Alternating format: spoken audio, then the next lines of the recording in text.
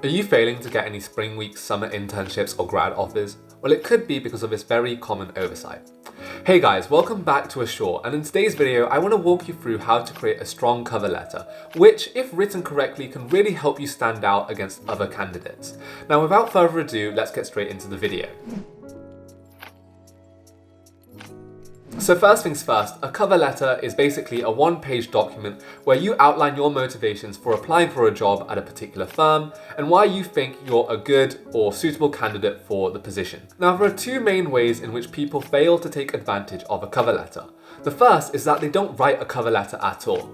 Now there are some firms where a cover letter isn't required or it's optional. You can choose to submit it or not. And there are some people who question how important a cover letter really is. Some people think that the firms basically don't look at it. But in my opinion, it's always important to submit a cover letter with your application.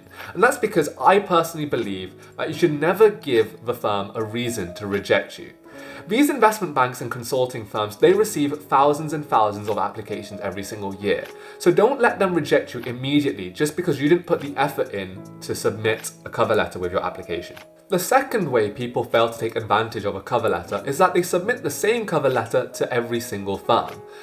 Don't fall into the trap of creating a generic cover letter and then just changing the name of the firm in each of your applications. This will not work either. While there are elements of a cover letter that you can keep the same across applications, you need to tailor your cover letter to each specific firm if you want to maximize your chances of getting an offer. Okay, now that I've talked about the biggest mistakes or the most common mistakes, let's talk about how to actually create a strong cover letter. So this was the structure that was recommended to me by a Goldman Sachs recruiter during my first week at LSE. And it's something that I've heard echoed plenty of times by lots of other investment banking recruiters as well. And the structure is this. You want to create 3 paragraphs on why you, why the firm, and why the division.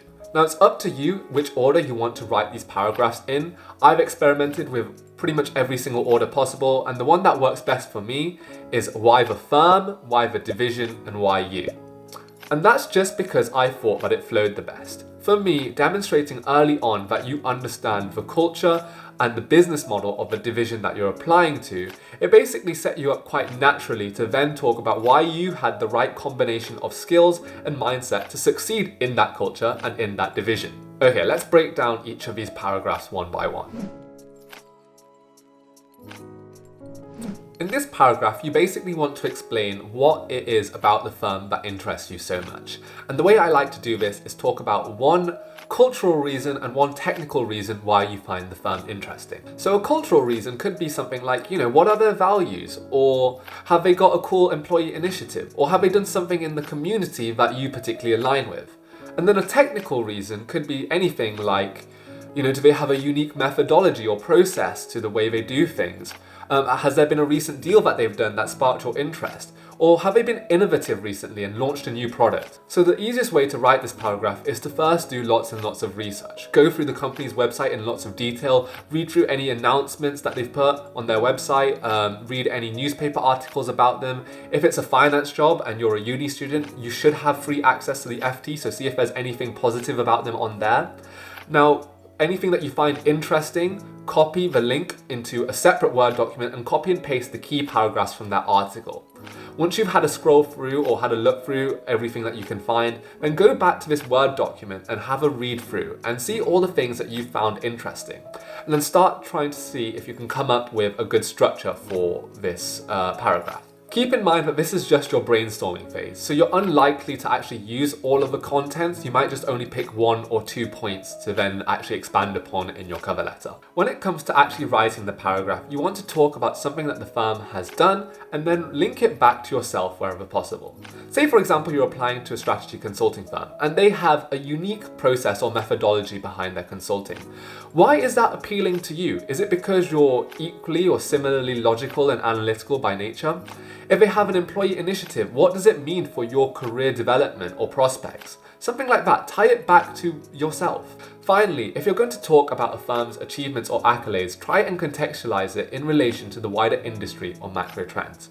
For example, if it's an investment bank that has worked on lots and lots of big deals recently, what does that mean in the context of being in a recessionary environment where deal flow is quite suppressed? This paragraph is probably the one that I recommend that you spend the most time on, and it's arguably the most difficult. You've got to really tailor it to each specific firm, and at the same time tie things together in quite an eloquent manner. So this second paragraph is about why you're interested in that specific division. For example, why you're interested in investment banking and not sales and trading. This basically tests how well you know the division that you're applying for. Do you know what you'll be doing on a day-to-day basis? Do you know the business model of the division? Do you know what skills and qualities that the firm are looking for people in your role? All these sorts of questions. Again, to prepare you for this paragraph, you've basically got to do lots and lots of research. There are plenty of YouTube videos and plenty of articles that will basically walk you through what each division does and what you do on a day-to-day basis. Although you probably should know this before you're actually applying for the job, right?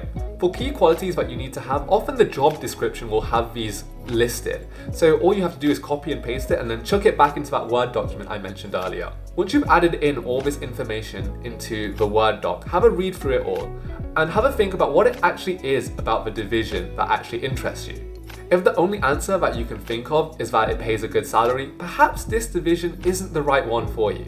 Then start putting all these points onto paper and again try and make it specific or personal to you.